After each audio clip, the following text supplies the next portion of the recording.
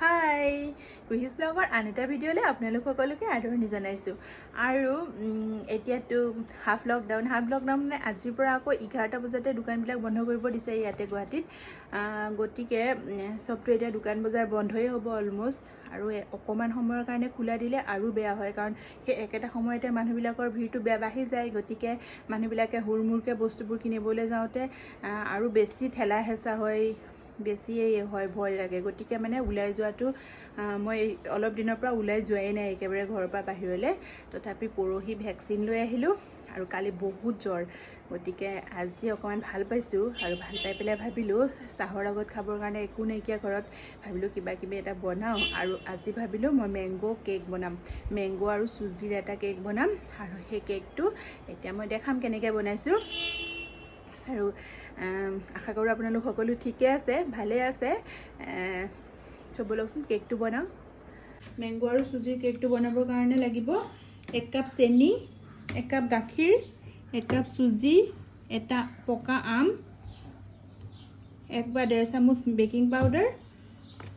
3 চামুচ বাটাৰ কেইটামান এলমণ্ড আৰু কেইটামান চেৰি এইখিনি বহুত মিহি চুজি তথাপি মই মিক্সিত এবাৰ আৰু অলপ মিহি কৰি লৈছোঁ যিমান গুড়ি হয় সিমান ভাল হ'ব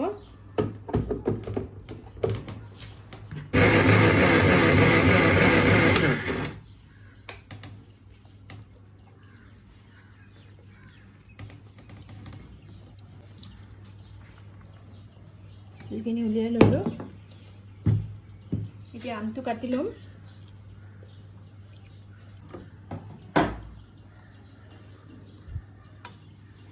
মই আমখিনি মিক্সাৰৰ জাৰটোত লৈ ল'লোঁ আৰু ইয়াৰ লগতে চেনিখিনিও একেলগে দি দিছোঁ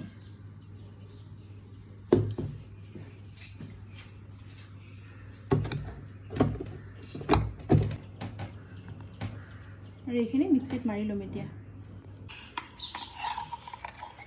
আম আৰু চুজিৰ চেনিৰ এইখিনি পাল্পখিনি ইয়াত দি দিছোঁ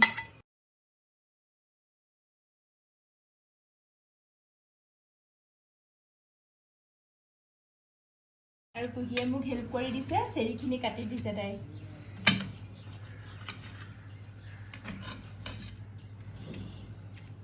এতিয়া আমি চেৰিখিনি আৰু এলমণ্ডখিনি কাটি ল'লোঁ ফাইনেলি এতিয়া বাটাৰখিনি অকণমান মেল্ট কৰি লৈছোঁ মই এইখিনি ইয়াত 2 চামুচ বাটাৰ আছে এইখিনি মেল্ট কৰি লৈছোঁ মই সেইখিনি দি দিম ইয়াত হাফ কাপ মানে ইয়াত 3 চামুচমান হ'ব ৰিফাইণ্ড অইল এইখিনিও ইয়াতে দি দিছোঁ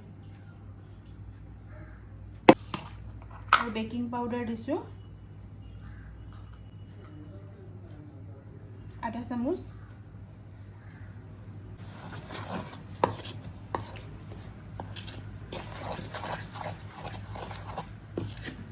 এতিয়া প্ৰথমতে এইখিনি মিলাই ল'ম তাৰ পাছতে ইয়াতে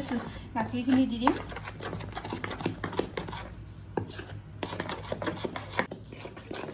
চুজিটো যিহেতু ফুলি যায় এতিয়া ইয়াত গাখীৰ অলপ অলপকৈ দিম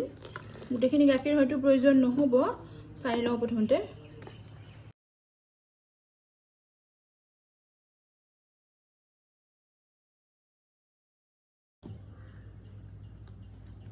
অকণমান দিব লাগিব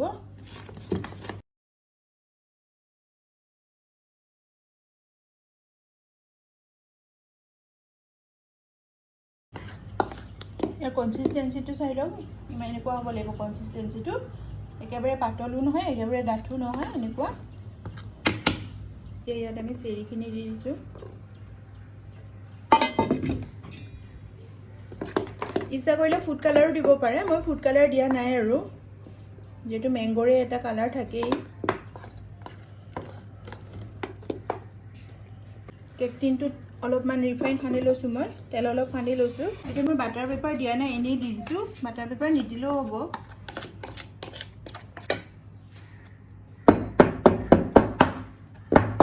এইদৰে অকণমান টুকুৰি ল'ব আৰু ওপৰৰ পৰা এলমণ্ডখিনি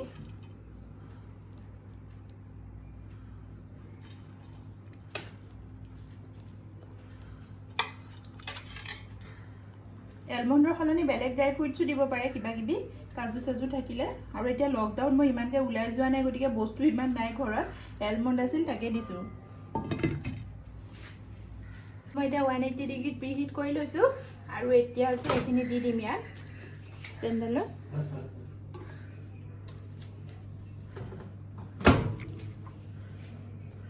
আৰু এতিয়া প্ৰথমতে মই 10 মিনিটৰ কাৰণে দিম চাই লওঁ কিমান টাইম লাগে প্ৰথমতে 10 মিনিটৰ কাৰণে দিছোঁ তাৰপিছত চাই ল'ম কেনে আৰু টাইম লাগিব নেকি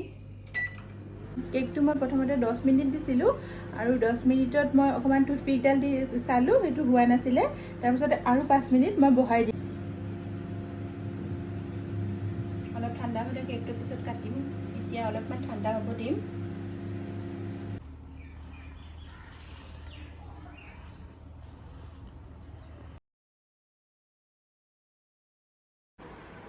যিহেতু এতিয়া আমৰ ছিজন গতিকে আম আৰু চুজি দি পেলাই এইদৰে কেক ঘৰতে বনাব পাৰে আৰু এনেকুৱা ক'ভিডৰ এনেকুৱা চিটুৱেশ্যনত এতিয়া দোকানৰ পৰা কিবা কিবি বস্তু পটককৈ কিনি খাবলৈও ভয় লাগে হয়নে গতিকে এইদৰে ঘৰতে বনাই খাব পাৰে আৰু কেকটো এনেকৈ বনালে খুবেই টেষ্টি হয়